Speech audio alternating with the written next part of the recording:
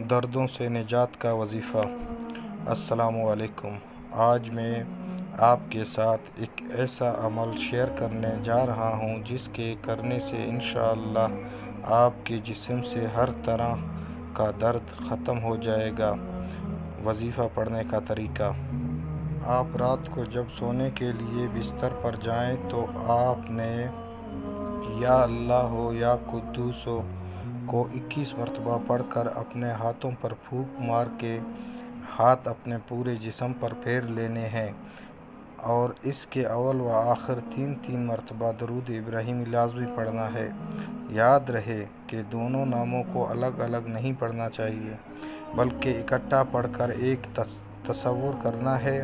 یا اللہ ہو یا قدوس ہو یہ ایک ہو گیا، یا اللہ ہو یا قدوس ہو یہ 2 ہو گئے۔ اس طریقے سے آپ نے اس عمل کو کرنا ہے۔ وظیفہ پڑھنے کے فائدے اور مدت۔ اس عمل کو پڑھنے سے آپ کے جسم میں ہر طرح کا درد ختم ہو جائے گا، نیند سکون سے آئے گی، دل کی بے چینی ختم ہو جائے گی۔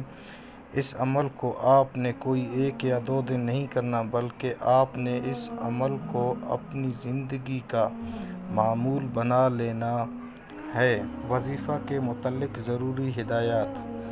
وظیفہ آپ کو جیسے بتایا ہے آپ نے وظیفہ ویسے ہی کرنا ہے۔ وظیفہ کو پورے یقین کے ساتھ کرنا ہے۔ وظیفہ کو خود بھی کریں اور صدقے کی نیت سے دوسروں کے ساتھ شیئر بھی کریں۔ جزاک اللہ۔